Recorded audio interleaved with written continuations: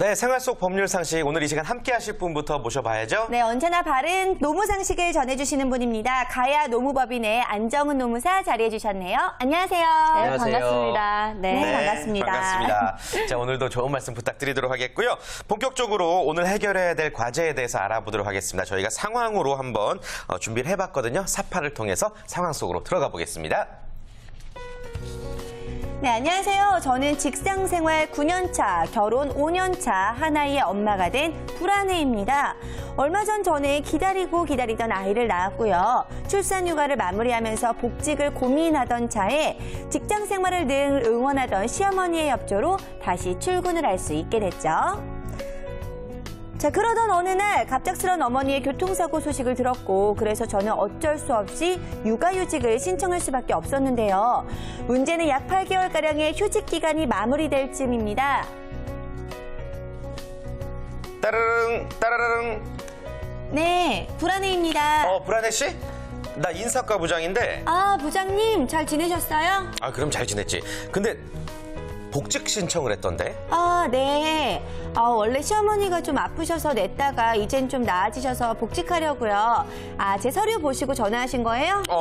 그런데 말이지, 불아내 씨 대구 출장소 발령이 났거든? 네? 대구 출장소요? 저 신청한 적 없었는데요? 그래요. 하지만 회사 지침에는 어쩔 수가 없어요. 복직 시기에 맞춰서 대구 출장소로 출근할 준비하세요. 나 끊을게요. 바빠요. 여보세요? 하면서 전화는 끊어졌죠. 사실 지방근무는 희망자의 안에서 지내던 차에 갑작스러운 대구 발령에 당황스럽기 짝이 없는데요. 아이까지 있는 직장맘에게 이건 좀 너무 가혹하다라는 생각이 돼서 인사과에 재차 문의를 했으나 어쩔 수 없는 상황이니 받아들이라고만 하는데 정말 이걸 그냥 받아들여야 되는 걸까요?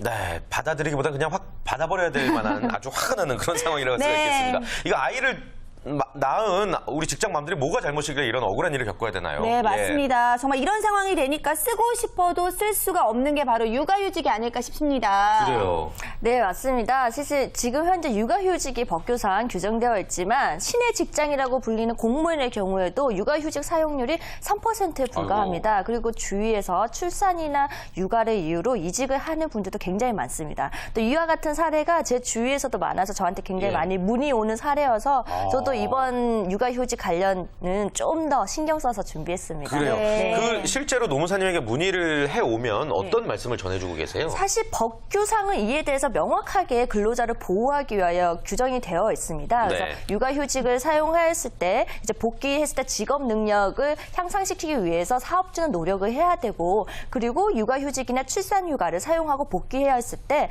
이제 적절하게 적응할 수 있도록 사업주가 지원하도록 규정하고 그렇죠. 있습니다. 근데 또한 노동관계법에서는 두 번째로 굉장히 중하게 규정하고 있는 게 바로 육아휴직 복직 후 부당한 대우를 했을 경우인데요. 이 경우에는 3년 이하 징역, 2천만 원 이하 벌금형에 처하도록 굉장히 중하게 처벌하고 있습니다. 네, 그렇다면 오늘 상담 의뢰자의 경우에는 정말 너무나 억울한 일을 당했기 때문에 이런 경우에는 뭔가 법적으로 해결을 요청할 수가 있지 않을까 싶은데요. 네, 사안의 경우 근로자가 복귀를 신청했는데 오히려 회사 측에서 더 이제 잘 적응하도록 노력함에도 불구하고 지방으로 지금 발령을 해서 부당한 처우에 해당한다고 할 수 있습니다. 네. 그래서 사업주는 형사처벌 대상이 될 수 있고 근로자는 이에 대해서 이제 구제 신청을 할 수 있을 것 같습니다. 그렇군요. 어찌됐건 만약에 법적으로 가게 되면 이게 부당한 처우라는 것을 입증할 만한 뭔가가 있어야 되지 않나요, 근데? 네, 맞습니다. 이제 많이 해보셔서 아시는 것 같은데 증거 확보가 굉장히 네. 중요합니다. 그래서 본격적인 인사 발령이 있기 전까지 회사에게 자기는 적극적으로 일하겠다 그러는 단호한 의지를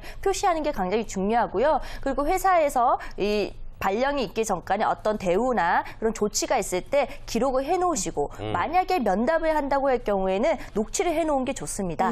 그리고 실질적으로 지방 발령이 이루어졌을 경우는 그에 대해 노동위원회에 부당 대우에 대한 구제 신청을 할 수 있습니다. 네. 근데 제 친구들 보면은요, 육아휴직 후에 회사에서 권고를 해서 이렇게 사직하는 경우들, 퇴사하는 경우들이 정말 많이 있는데 이런 것들도 굉장히 부당한 경우가 아닌가 싶어요. 네, 사실은 굉장히 많은 사례가 그런 경우가 있어요. 복직했을 때 회사에서 실업급여를 받게 해줄 테니 이제 권고사직하는 게 어떻겠느냐 이렇게 얘기하는데 사실 이 실업 급여를 받는다는 조건으로 사직서를 쓰는 경우가 많습니다. 하지만 사직서를 쓰고 나면 이후에 해고로 다툴 수가 없습니다. 굉장히 차이가 있기 때문에 본인이 원하지 않을 때는 사직서를 쓰지 않는 게 가장 중요합니다. 네. 그렇군요. 아무튼 육아휴직이라는 게 반드시 필요해서 내는 건데 회사에서 이런 식으로 나온다면 아이를 낳아야 한다고 좀 목소리 높이는 것 자체가 모순이 될 것 같아요. 네, 맞습니다. 그럼 육아휴직에 대해서 조금 더 자세히 알아봐야 될 필요가 있을 것 같은데 신청 자격이 따로 있을까요? 네, 육아휴직은 1년 이상 근무한 자에 대해서 신청을 할 수가 있습니다. 네. 만 6세 미만인 육아가 있을 경우에는 남녀 모두 신청을 할 수 있는데요. 남자도요? 네, 그 기간은 사기업의 경우에는 1년이고 공공기관의 경우에는 3년 이상 부여하도록 되어 있는 곳이 있습니다. 네. 신청을 했을 경우에는 한 자녀가 만약에 6세 미만인 3세의 딸이 있다. 그럴 경우에는 남성, 여성 각각 1년을 신청할 수 있어서 한 자녀에 대해서 총 2년을 신청할 수 있습니다. 그런데 이 경우에 동시에 신청하면 안 되니까 각각 분리해서 신청을 하셔야 됩니다. 네. 근데 사업주가 이제 육아휴직을 거부할 수도 있잖아요. 그럴 때 어떤 제한 사항이 있나요? 네, 사실 웬만해서는 노동관계법에서는 형사처벌 대상이 아닌데 네. 육아휴직을 거부했을 경우에는 500만 원 이하 벌금형 형사처벌 대상이 되고 있습니다. 그렇다면 그렇군요. 육아휴직을 쓰고 있는 동안에 급여는 어떻게 책정이 되는 건가요? 네, 사업주가 1년 동안 육아휴직을 부여하는데 급여를 줘야 된다고 하면 네. 굉장히 좀 사업주 부담이 크잖아요. 그래서 네. 회사에서는 원칙적으로 무급이 됩니다. 그 대신 근로자가 고용보험 가입 기간이 180일 이상이 되었다고 하면 고용보험에서 지원을 받을 수 있는데요.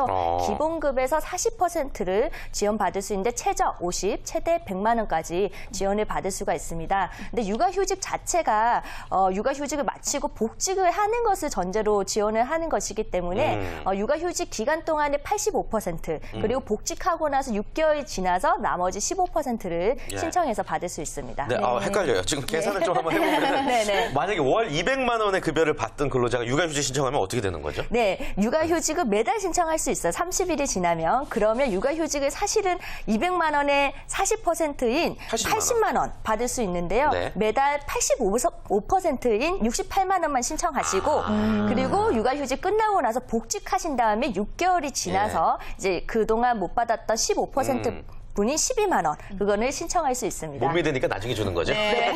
아무래도 정말 복직 안 하시는 분들도 많이 있었기 네네. 때문에 이렇게 네. 법적으로 지킬 수 있는 부분들을 만든 것 같은데 자 기업 측면에서는요 근로자가 만약에 육아휴직을 신청해서 일을 쉬게 된다면은 이게 좀 애매할 수가 있는 게 새로운 사람을 뽑을 수도 없고 이 업무 공백이 생기는 부분들에 대해서 감당하기가 좀 어려울 것 같기도 해요.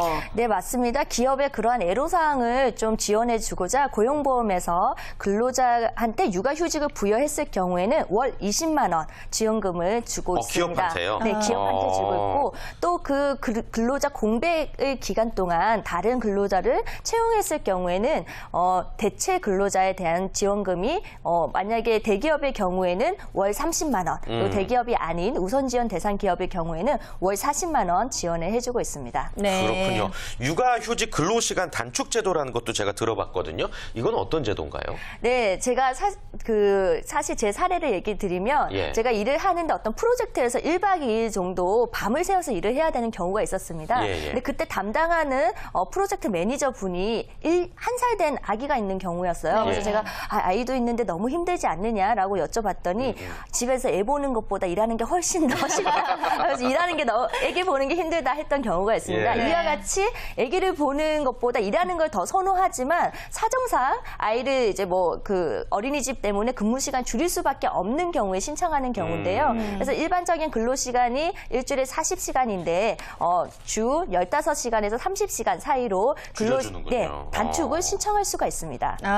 그런데 육아휴직 기간 동안에도요 이 근속 기간에 이 기간들이 해당이 되는지도 좀 궁금해요. 네, 원칙적으로는 육아휴직 기간은 근속 기간에 포함돼서 퇴직금이나 휴가 산정 시 포함되는 게 원칙인데 기간제 근로자의 경우에는 사실 사용하기 어려운 면이 있어서 법이 개정돼서 기간제 근로자의 경우 육아휴직을 사용했을 경우 그 기간은 근속 기간에서 제외할 수 있도록 하고 있습니다. 네. 그렇군요. 어찌됐건 다시 오늘의 상황 속으로 좀 돌아가 보자면 이 불안해 씨는 그러니까 어떻게 해야 될까요? 불안해 씨가 직접 노무사님한테 상담을 받으러 왔다면. 우선은 네. 계속 일하겠다는 그런 복직 의사를 밝혀야겠죠. 그럼에도 네. 불구하고 대구로 발령을 했을 경우에는 계속 일을 하지만 이거는 부당한 대우다라고 해서 노동위원회 이제 구직 신청을 하면 원래 근무했던 곳으로 복직되고 만약에 그 복직 기간 또 다투는 기간 동안 임금을 못 받았다면 그것도 받으실 수가 있습니다. 그렇군요. 아무튼 그렇군요. 방송을 지켜보고 계실 불안해 씨, 꼭 참고하시길 바라겠고요. 네. 끝으로 또 마지막으로 육아휴직이 어려운 사업장에 있는 사업주라든지 직원분들에게 당부 말씀 있으신지요? 네, 육아는 사실 여성의 몫이 아니고 남녀 모두 가족의 몫이죠. 그러니까 회사에서는 그 근로자가 육아휴직을 신청하면 아기를 놓기 위해서 기르기 위해서 필요한 시간이다 이렇게 인식하는 게 필요하고 이게 또 사회적으로 인식되는 게 필요할 것 같습니다. 근데 이게 실질적으로 일가정 양립하기 위해서 어려울 경우에는 서울시 직장만 지원센터에서 무료로 상담과 이런 진행 절차를 대행해주고 있으니 여기 상담하셔도 좋을 것 같고요. 또 요즘에 또 남성 육아휴직이 증가될 수 있도록 제도도 많이 개선된다고 하니까 남성들이 자유롭게 육아휴직 사용할 수 있는 그런 날을 기대해 봅니다. 네, 좋습니다. 자, 오늘도 생활 속 법률 상식 안정훈 노무사께서 이 육아휴직에 대한 모든 것들 알려주셨습니다. 오늘 말씀 감사합니다. 고맙습니다. 네, 감사합니다.